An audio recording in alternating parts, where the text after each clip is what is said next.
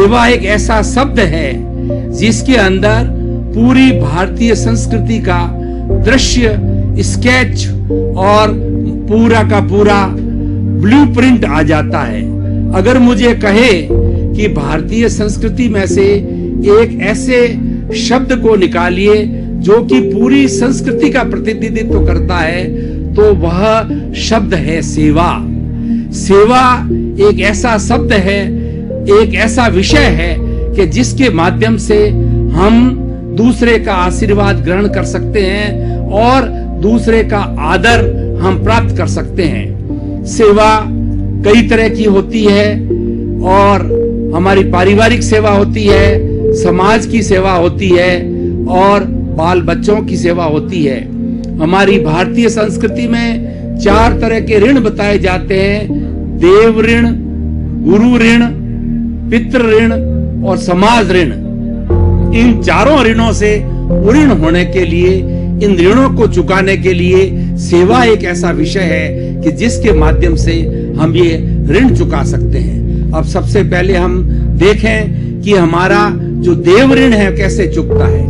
देव कहते हैं भगवान को, और हमारा जो ईश्वर होता है उसको देव कहा जाता है, इष्ट को देव कहा जाता है।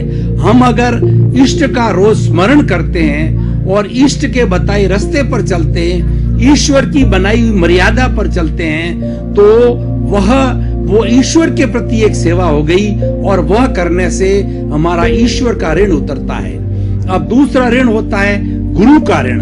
बंधुओं, गुरु 2 शब्द है। गुरु का मतलब अंधकार, रू का मतलब हटाने वाला। गुरु वह होता है जो अंधकार को मिटाता है। हमारे जीवन में सबसे बड़ा अंधकार है अज्ञान, और अज्ञान को ज्ञान के द्वारा मिटाया जा सकता है और ज्ञान गुरु देता है। कहा भी गया है, गुरु गोविंद दोनों खड़े काके लागू पाए, बलिहारी गुरु आपकी और गोविंद दियो बताए।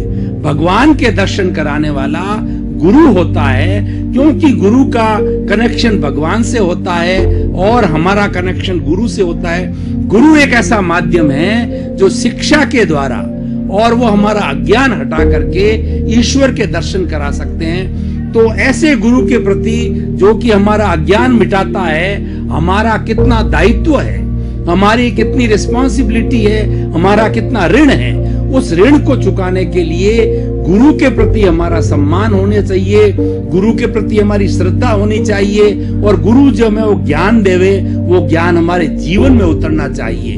बंधुओं, भाइयों और बहनों, श्रोतागण, कोई भी सिद्धांत बहुत अच्छा है, लेकिन वो सिद्धांत तो एक विजन है, एक हमारे सामने आइडियोलॉजी है, लेकिन उस सिद्धांत के ऊपर चलने से ही हमारा चरित्र बनता है। ऐसा कहा जाता है कि 3 बातें होती है।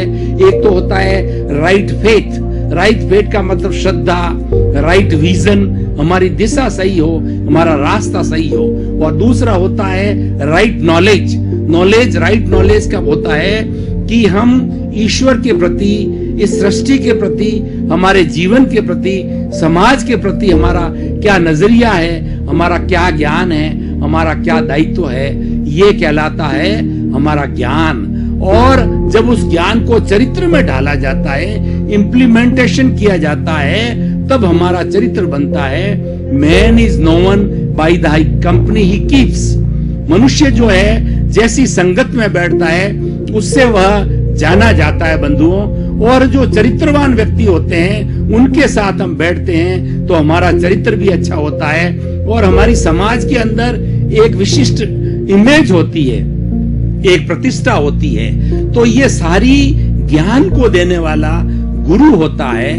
उस गुरु के प्रति जो है हमारा ऋण है, उस ऋण को चुकाने के लिए गुरु की सेवा की जानी चाहिए, गुरु के बताए हुए ज्ञान पर चलना चाहिए, गुरु के प्रति श्रद्धा रखनी चाहिए, और समय पड़ने पर गुरु कभी अस्वस्थ हो जावे तो उनकी सेवा की जानी चाहिए। तन से, मन से, धन से ये गुरु की सेवा करनी चाहिए। और तीसरा जो ऋण है हमारे सामने, पितृ ऋण। माता पिता, भाइयों और बहनों, दर्शक गण, इस सृष्टि में हम आए हैं तो हमको इस सृष्टि में कौन लाया? इस सृष्टि में हमको लाने वाले हमारे माता पिता है।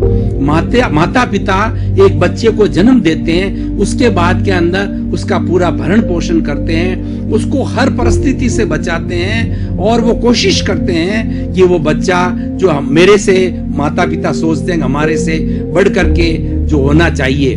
कहा भी जाता है कि बाप रुपया तो बेटा सवा रुपया, यानी माता पिता का हमेशा दृष्टिकोण रहता है कि मेरी संतान है वो हमसे बहुत उच्च स्तर की हो, हमसे बढ़ करके वो सेवा के कार्य करे। तो ऐसे माता पिता जो कि हमारी इतनी देखभाल करते हैं, हमारे जीवन का निर्माण करते हैं, तो उनके प्रति सेवा करके हम उनके ऋण को उतार सकते हैं।